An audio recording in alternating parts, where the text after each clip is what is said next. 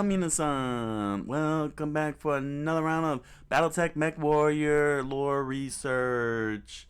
Viewer recommended from SS Kazega.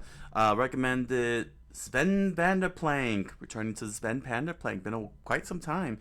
BattleTech Lore and History. Jump drives, jump points, and jump ships. How do they work? Going to learn how travel works. Very important, quite honestly, and I think that's a pretty big thing I should try to learn and understand in the BattleTech and Mechwarrior universe, because that way I can understand how everybody's getting from point A to point B when I'm covering the other houses and battles and wars and such. So big thanks to SS Kazuka for the recommendation.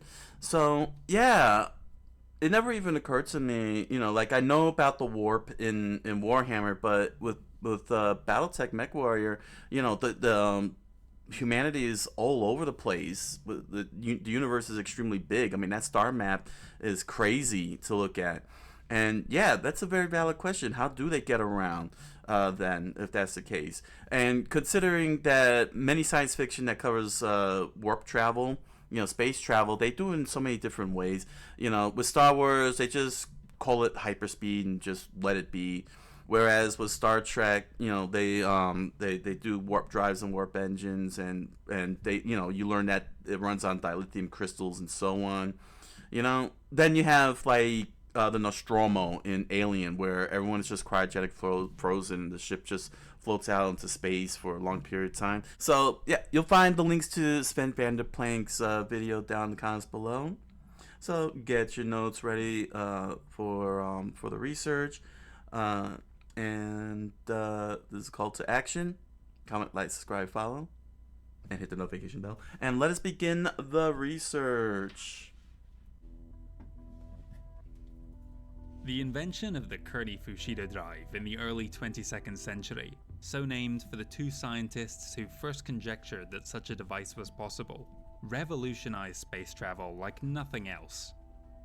Until that point, journeying to even the closest star using conventional fusion rockets would have taken a lifetime, a voyage you would never return from. Yeah. These days, travel between worlds is entirely routine and might only take a couple weeks, with a KF drive allowing a vessel to jump from one system to another almost instantaneously. Yet despite how commonplace it is in our modern society, few people have a grasp on how such a device functions, nor the rules and limitations on its operation, save for the crews themselves who have an intimate understanding of this dark art. This video isn't intended to be a technical breakdown of the complex physics at play whenever a Kearney Fushida drive is activated, but rather serves to explain in layman's terms what it can and can't do. Okay. In essence, it allows for teleportation between two distant points via movement through hyperspace. A jump drive, as KF devices are colloquially known, consists of four main components: the field initiator, drive core, cooling jacket, and controller. The initiator creates the hyperspace field through which it will pass to reach its destination. The core itself, constructed from a complex titanium-germanium alloy, acts as a large capacitor. It both provides the necessary energy for activation and focuses the field's dimensions so that it surrounds the vessel onto which it is mounted. Without the core, the initiator would only transport itself, tearing free from whatever structure it was bolted to. Oh. The liquid helium cooling tank encapsulates both of those parts and ensures that the jump drive remains at the correct operating temperature. The controller regulates every other component's activity. Kearney Fushida drives require an enormous amount of energy to operate. It was for that reason that the initial research back in the 21st century was never followed up on, as no fusion power plant at the time could possibly have generated the required output. Charging the device takes approximately a full week of continuous burn, an extremely fuel-intensive process. But these days, the use of reactors to perform this function is reserved as a backup. Since the 23rd century, enormous solar sails over a kilometer in diameter but barely a millimeter in thickness have been the standard, providing a functionally unlimited source of power. Care must be taken to match a specific sun's output by limiting the extent to which these solar panels deploy, so as to not overload the delicate drive cores. While it is possible to quick charge a jump drive, doing so carries with it a not insignificant risk of damage. Connecting to a recharge station can reliably bring that time down to 5 days, but less than that is not advised. Theoretically, a full charge could be achieved within a single day, but in all probability, those 24 hours will likely be your last. Oh. Activating the device takes approximately 10 minutes, not including the sometimes lengthier process of calculating a target destination first. Once it is committed, the operation cannot be aborted without a loss of charge, or even damage if cancelled in its final seconds. A last-minute change of destination is the best the crew can manage at this stage, a process that carries its own inherent risks. At the moment of departure, nearby objects will be subjected to strong gravitational forces. A person clinging to the exterior hull might be unharmed, but another vessel alongside will likely be torn asunder by the tidal stresses. Oh, okay, now I get it. Okay, wow, this is complicated. That's a lot. But that's actually interesting. A person attached to the exterior will be okay, but any ship within range could get torn apart. I wonder if I wonder why that is. That's actually pretty scary when you think about it. You know, clinging onto the outer hull, like right there, the outer hull of that whole thing, and then all of a sudden you get zapped and you turn out fine, but if you're in a ship, I guess it's the some kind of wave.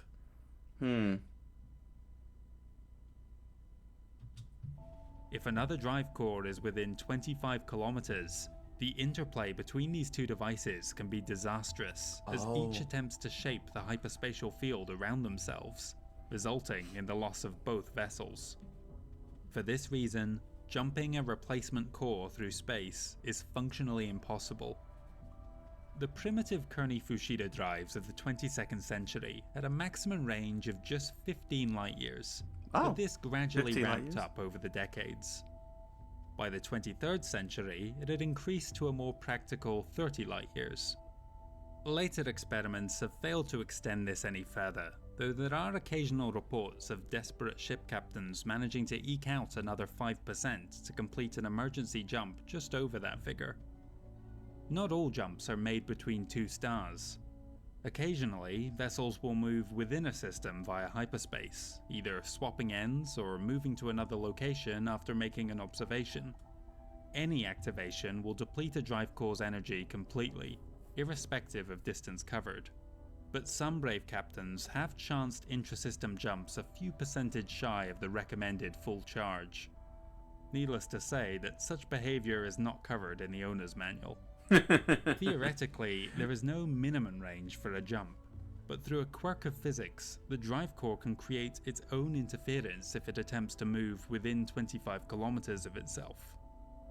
One of the more peculiar aspects of interstellar travel is the way that it affects the perception of time. There we go, time dilation. From the perspective of everyone on board, the passage of time comes to a halt during the jump itself. Anyone who has experienced KF travel themselves can attest to the fact that conversations can flow uninterrupted across vast distances. The most a person might experience are visual distortions as points of light stretch, expand, and contract. Further complicating the issue is the fact that the ship's internal chronometer does not record any interruption, but the common belief in instantaneous teleportation is actually fallacious. Moving through hyperspace does take time. Okay. The actual duration for a max distance jump typically ranges from 15 seconds to just over 2 minutes depending on the size of the vessel, or more accurately, the size of its hyperspace drive and extension booms. Some of the largest behemoths from history pushed that out to over 6 minutes to cross 30 light-years. Wow. Shorter distances require less time on a fairly linear scale. Once a vessel is underway, various phenomena can be observed at the destination point as space begins to warp. First, an infrared signature heralds the arrival of an incoming jump. Then, in the final fractions of a second before it materializes, a burst of energy annihilates any stray atoms occupying that space, that's giving crazy. off a pulse of electromagnetic radiation known as an emergence wave. Emergence wave. Electrostatic repulsion pushes any remaining particles away. An instant later, the Kearney Fushida-equipped craft completes its jump, having most likely traveled multiple light years and simultaneously altered its velocity to match its new orbit. That's actually... Wow. That sounds...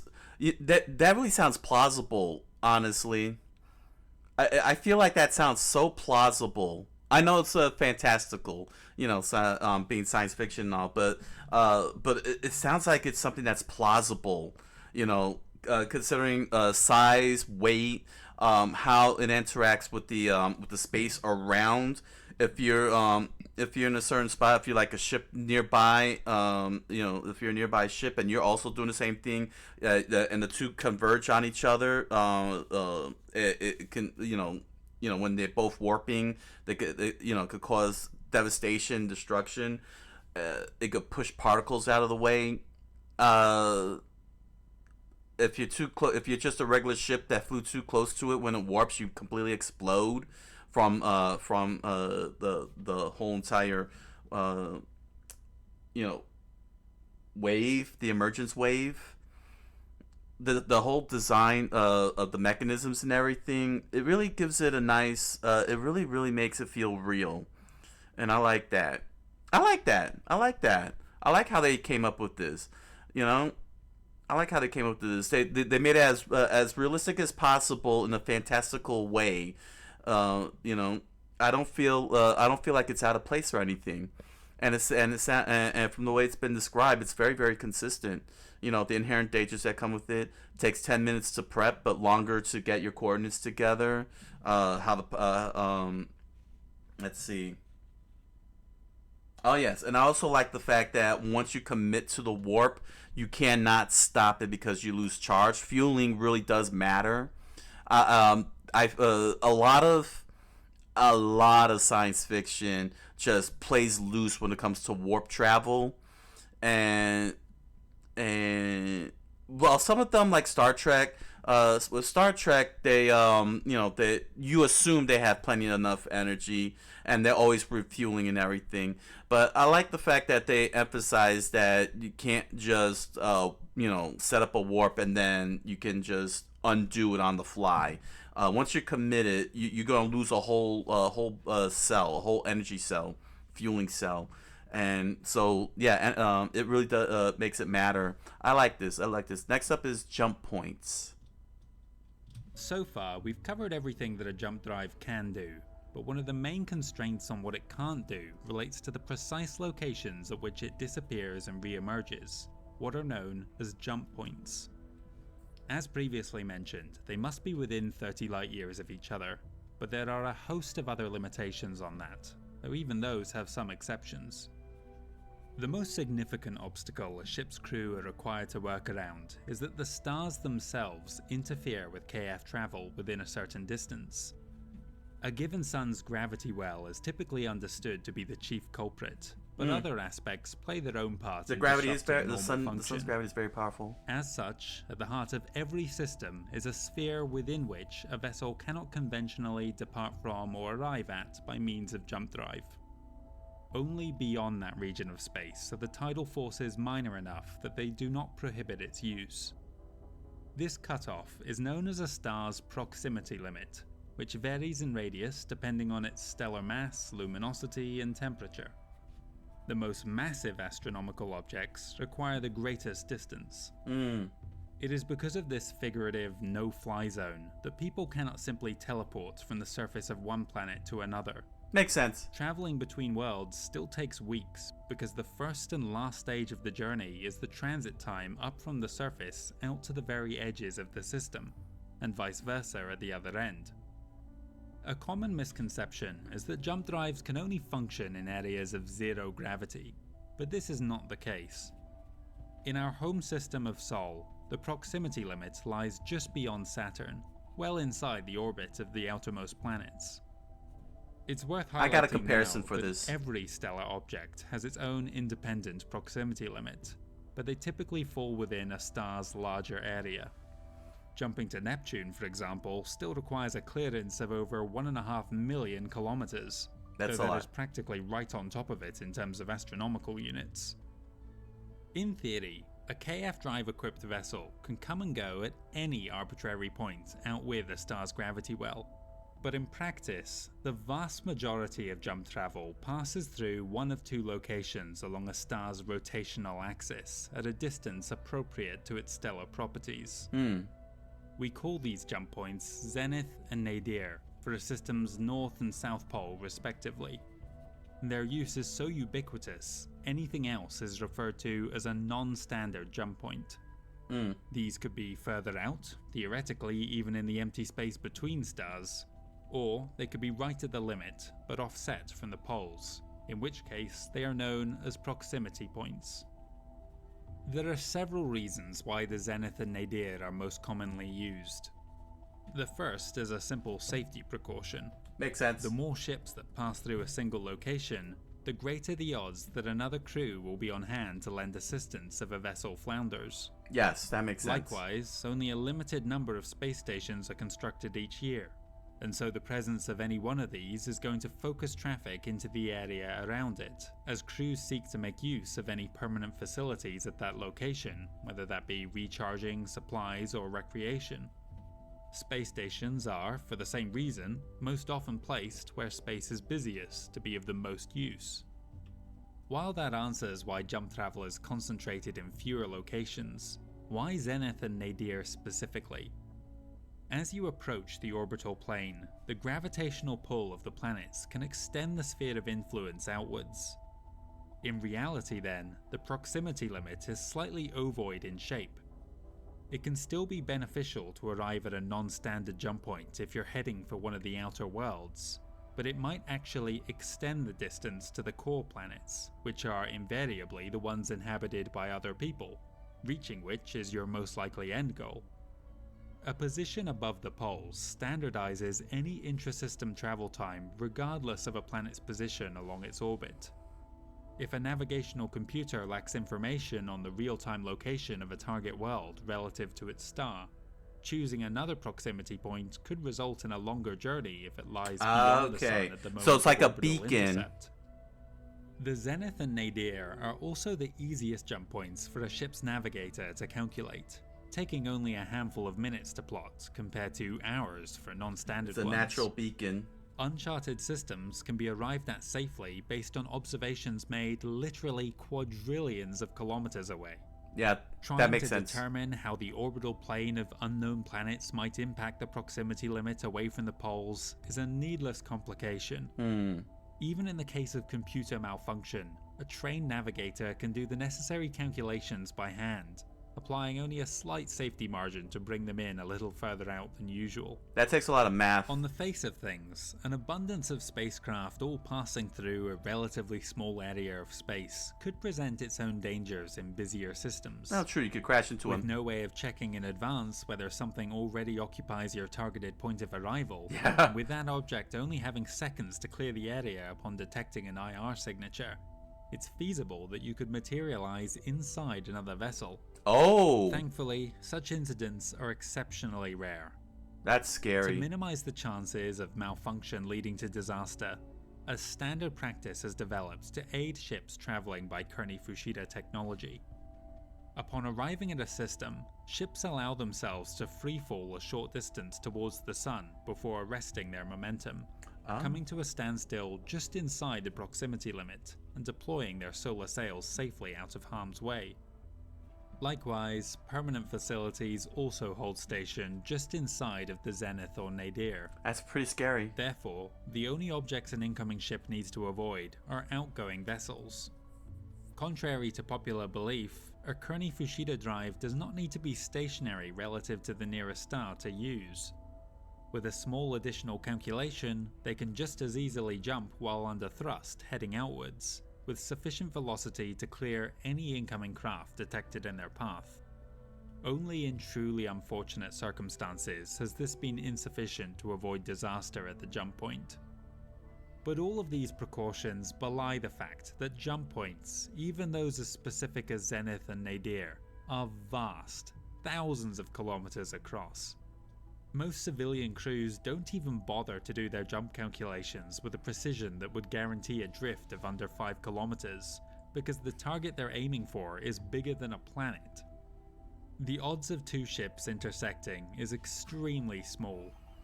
One of the largest fleet movements in history had almost 500 ships arriving at the Zenith and just as many at the Nadir in groups of 20 on 5-minute intervals, with only a single unfortunate collision due to an engine malfunction.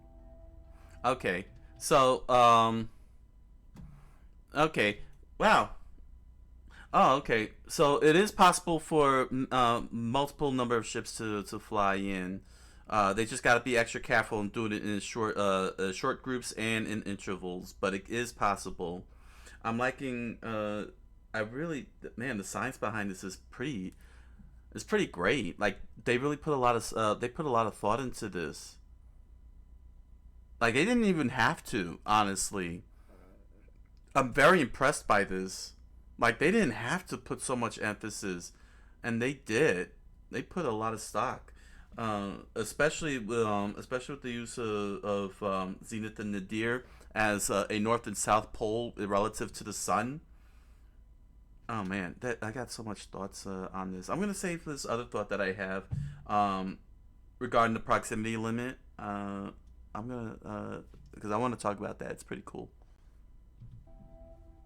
While the Zenith and Nadir are the standard jump points, ship captains do occasionally make use of other locations. The most common of these are Lagrange points. Any set of 2 astronomical objects share 5 such locations. The first lies between them at the point where their gravitational pulls equalize. In the case of a sun and planet, this naturally is much closer to the latter. The second lies beyond the outer of the 2 objects, where a higher speed would typically cause an elliptical orbit, but instead the gravity of both pulling together keeps it locked in a circular one. The third lies opposite the object of lower mass. The fourth and fifth lie along the orbital path of the smaller object, approximately a sixth of an orbital period ahead or behind respectively. These zones of equilibrium allow a Kearney-Fushida drive to materialize well inside of a star's proximity limit. How often these are used depends on several factors. Before any navigator would consider aiming for such a target, they would need to know the real-time location of a system's planets, instantly ruling it out as a possibility for uncharted systems. Crews who ply a small sector of space might have up-to-date charts for their regular stops, but more far-ranging transports are only going to have that information on hand for the most heavily populated systems. Yo, that has Similarly, to be tough. The worlds that see the greatest volume of interstellar trade often have the most thoroughly mapped out Lagrange points. The star allowing charts for must be reliable crazy. calculations. Only the most foolhardy would risk a jump to a system they are unfamiliar with. The flip side of this coin is that the planets with the largest populations often have the tightest defenses. Lagrange points are frequently reserved exclusively for military or government purposes. Woe betide anyone who arrives unannounced at one of these locales. There are other reasons to pass over these spots. The L1 and L2 are extremely small targets to aim for. The slightest miscalculation can result in you materializing deep inside a gravity well, with predictably disastrous consequences. Like falling like a side in Gundam. Both of these become unusable with the presence of a large moon or moons, further complicating the tidal forces. L3 are avoided for their lack of practicality.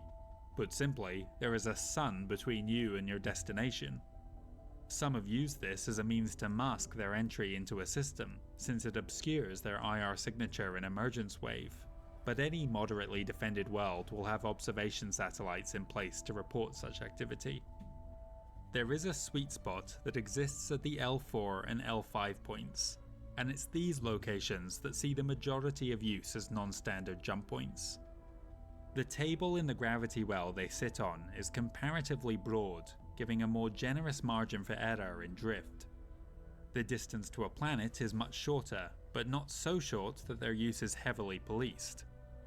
Here, the risk lies in Trojans, asteroids that have been pulled into a stable orbit that already inhabit that space. Using natural environment. Exist at the L3 point as well. For this reason, consulting accurate star charts is a necessity before any attempt to navigate here, as a jump drive's electromagnetic pulse can annihilate at most just 1 kilogram of material lying within a jump point. Though a vessel might only suffer minor breaches, humans tend to be more susceptible to damage caused by rocks materializing within themselves. Oh, there is another kind of in-system non-standard jump point a vessel can make use of, a transitory position that might only exist for a fleeting moment.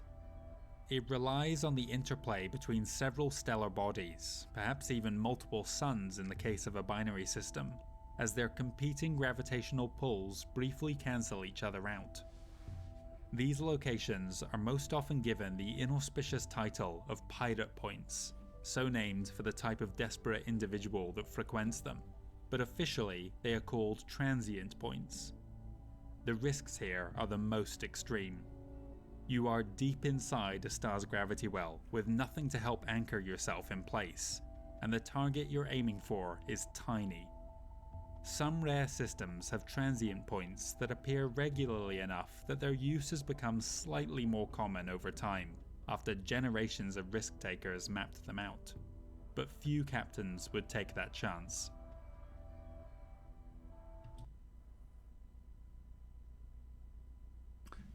That's amazing how they were able to play around with the concepts of gravity and make that the focal point to all of space travel. That makes so much sense. Oh my gosh, that really makes so much sense. Because in space, you know, people say there's no gravity in space. From what I understand, the answer is yes and no. There is gravitational pull in space, but it depends on the distance.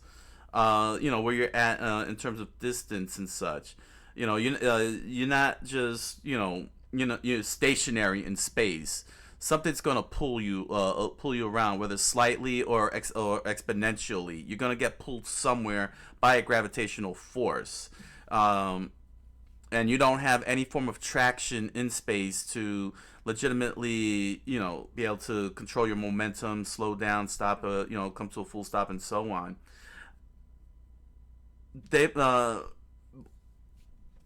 This is actually fantastic. You know what I'm saying? How they were able to, how the creators, the designers and the writers, you know, laid out specific points that make logical sense. That at least in the context of the story, where you know a ship could pop up at, and what the inherent dangers and benefits there are to it. Wow, man! See, this is what's so great about writing and world building. It's that you get to play around with the ideas, and then you put that on paper and then start, you know, laying it out how it would be in practice. Very inspirational stuff. Jump ships. Let's cover the jump ships now. The classification of jump ship originates in the 25th century. Older Kearney Fushida drive-equipped vessels were typically hulking transports that carried their payload internally in cavernous cargo bays, relying on shuttles to take on or unload goods. The advent of the KF boom allowed for the attachment of smaller craft, dubbed dropships, to the exterior hull, safely enveloping them within a jump drive's area of effect through communication with the drive core.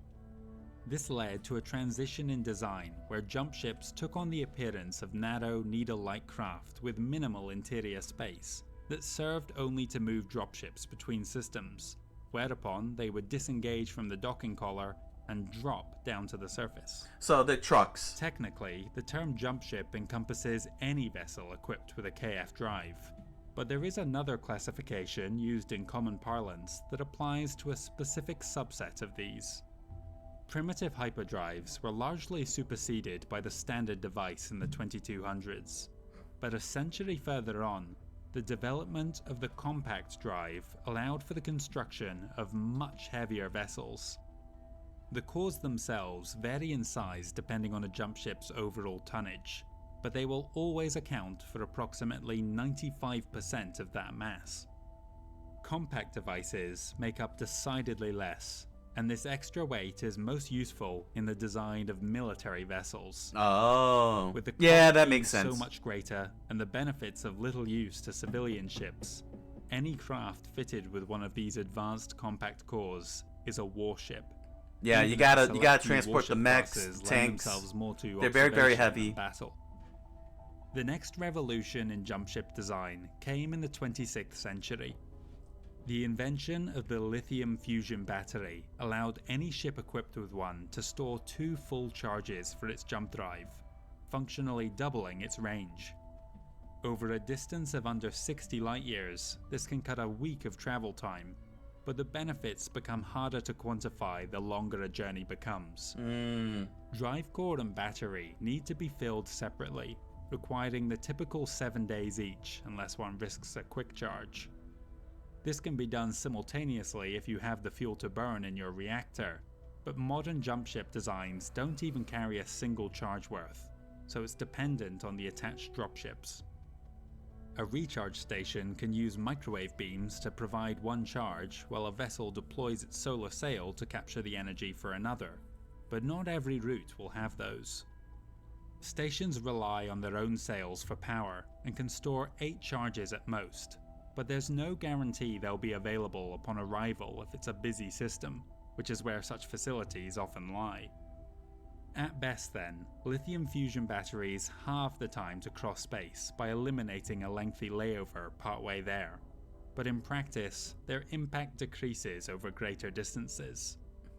As a final note, standard practice is to wait 1 day between activations regardless of available charge, except in the case of emergencies. Triggering a pre-calculated second jump immediately after the first risks causing damage to the KF drive, which when it comes to hyperdimensional travel is something best avoided, lest you suffer a dreaded misjump. Makes A sense. misjump is a fate feared by crew and passengers alike. Such a phenomenon can take many forms, from inconvenient to fatal. The point of arrival might be off by a few astronomical units, or, heaven forbid, several light years. In rare incidents, a jump ship has been flung across space far beyond the maximum safe range of their jump drive by an order of magnitude. Worse, there are times where only debris materializes at the other end, or nothing at all. Wow. Some speculate that there are a handful of unlucky ships trapped in hyperspace, but are otherwise unharmed, and will perhaps one day reappear at some point down the line. There are some whispered rumors of a vessel arriving at its destination years or even centuries after vanishing. It's also theorized that the opposite could transpire, something emerging from the future, though no examples of this have ever been recorded. In conclusion, the Kearney-Fushida drive arguably remains the single greatest scientific achievement mankind has ever made, even a millennium after its invention. Amazing. While it pales in comparison to the technology depicted in some science fiction, its importance cannot be overstated. Without it, interstellar civilizations would be impossible, and with no means to transport people or goods between worlds, society as we know it would collapse. It is for this reason that jump ships and their crews remain inviolate, even between bitter rivals. The destruction of even a single vessel is a greater loss for humanity overall than it is to any specific owner. In their lifetime, Thomas Kearney and Takeyoshi Fushida received nothing but scorn for daring to contradict physics as they were then understood. Looking back from the future, their position among the all-time greats of their field is undisputed. Oh, sorry.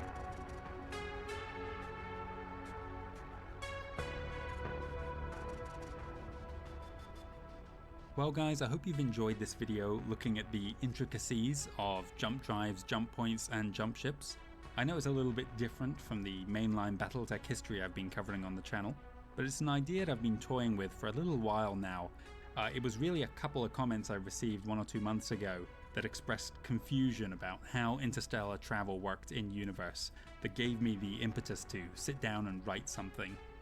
There are a lot of misconceptions about how jump travel works, both among the fans and occasionally the authors themselves, but it's actually something that was outlined from pretty early on in the IP's history.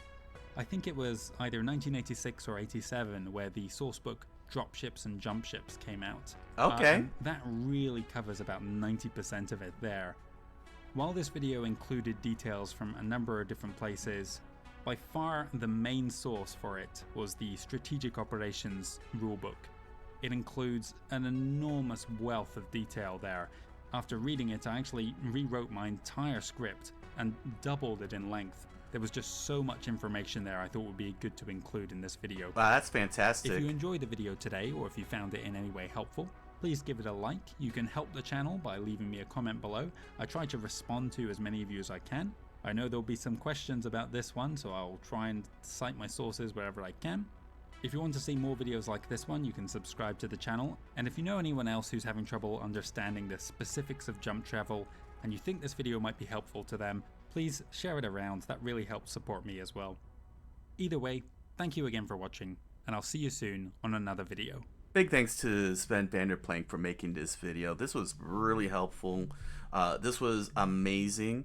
The fact that since 1986 the creators had been working on this concept of space travel in such great detail and with such great magnitude is so impressive.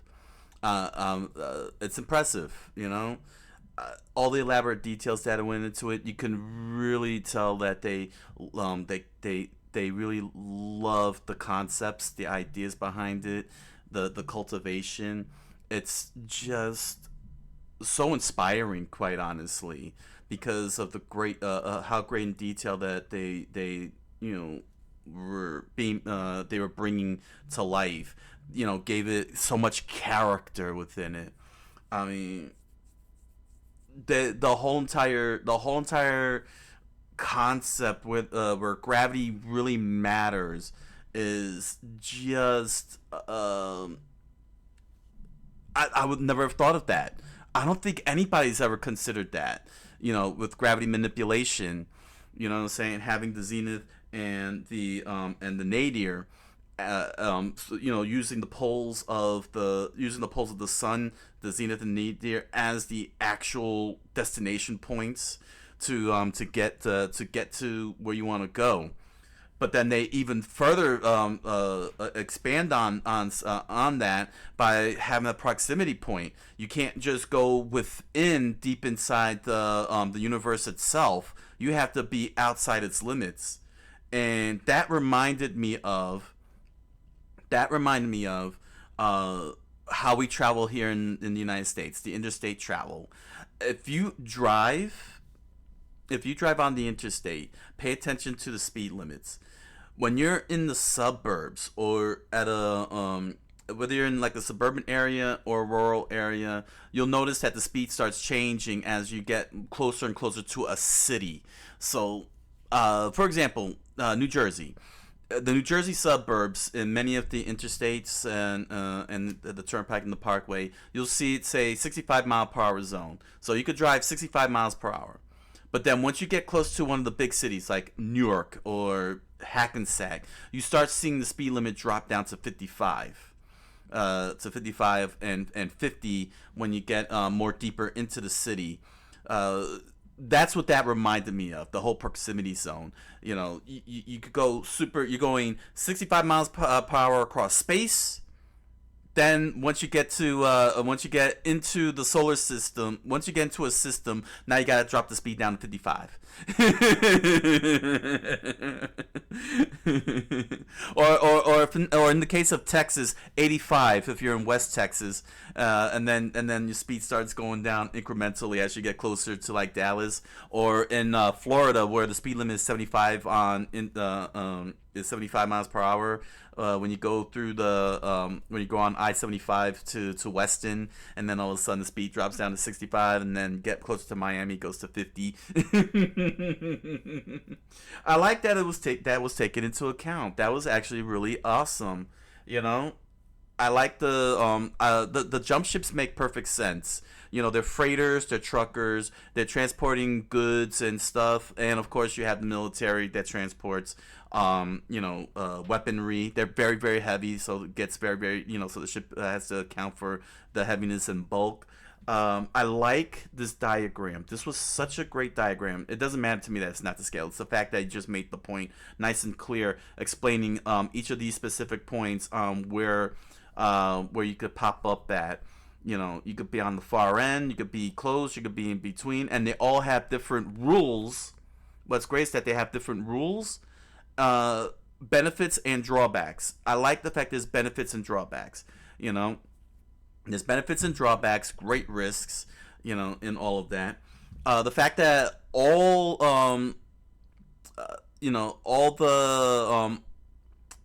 the houses, all of the territories, agree that the ship should be treated with with a little bit more respect, like they have a cordial respect, saying, because they know how difficult space travel is and that they need these things. They need these things. Risk versus reward is very important. Exactly, chat. And that's what I like about what they did with the space travel. There is risks and rewards. It is so nicely balanced, especially given that this is a game too, and it's being applied in the game terms. In the context of games, this is a very well designed system because it has good balance. You can make you are free to make your choices, but as long as you understand how the space travel works, it can decide whether you come in with your whole army, of your whole entire fleet to take on your opponents out in the battlefield, or you lose half your fleet because you messed up along the way. And in terms of the story itself, on the grand scheme of things, it just makes the world so bigger. It makes the universe feel big, but it makes it feel special too. Like there's an awe behind it. From the technology to how society engages it,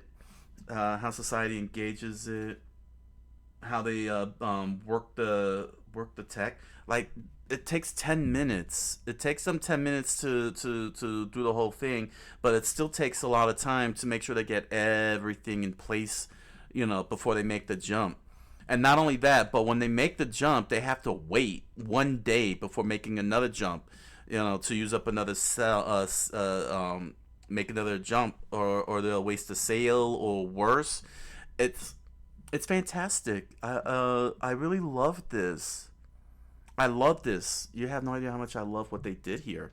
I mean, like I said, you have you get a lot of science fiction where they just keep it simple. They'd be like, oh, it happens. Or with Star Trek, it'd be like, yeah, it runs on dilithium. You could go from point A to point B. Or in Warhammer, you got the warp, and you just go through subspace and pop up. Babylon 5 is another one. Let's see here. Chat says, technology is not always hard to explain. Take cybernetics, for example. Easy as pie, BCI. There you go. Yeah, I mean, you could, like in fantasy, science fiction, you could just hand wave it. You can hand wave it off. People will be fine with it as long as the rules stay true to what you established from the very beginning. From the very beginning, and that's no bad, and it's not bad. You to do all of this, like what they did here with Mechwarrior, that's a passion project. That means that you love what you got, and you want to share this this work of art with everybody, because this is art. everything that I've heard about everything that I've heard in this video really made space travel a work of art, and really captures the imagination. You know, I love it. This is very well executed. Very, very fantastic. You know, the safety measures to to time dilation, possible time dilation. Chat says BCI's brain computer interface, a technology that exists now and works on prosthetics. Oh, we finally got our cyborgs. we got our $6 million men and bionic women now. That's awesome. Oh man, but yeah, this was great. I love this. Love this. Once again, big thanks to SS Kazuka for the recommendation. Big thanks to Sven Vanderplank for making this video. You know, really was really very helpful for for researcher like myself. And also big thanks to Thomas Carney and Takayoshi Fushida for creating the Kearney Fushida drive system.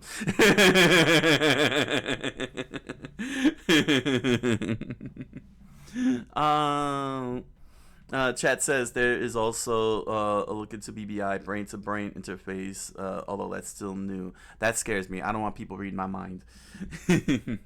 So head on over to Amazon.com and BarnesandNoble.com and grab yourself a copy of The Impossible Man, a strange fantasy novel written by me. You'll find links to the book down in the description below, along with links to other merch such as pins, stickers, t-shirts, music. Enjoy the products. Thank you for your patronage. And if you happen to have a copy of The Impossible Man and did a YouTube video on it, thank you very much. I look forward to hearing your thoughts and analysis in your video. And if you're interested, you can join me in my live multi-stream on Twitch and Kick every Monday through Thursday, 10 o'clock p.m. Eastern Standard Time, where I do lore research, Japanese studies, and gaming, and more. I look forward to hanging out with you. So until the next round of Warhammer BattleTech research, thank you all for joining me. I wish you all a good night. Hey, buenas noches, and oyasumi nasai.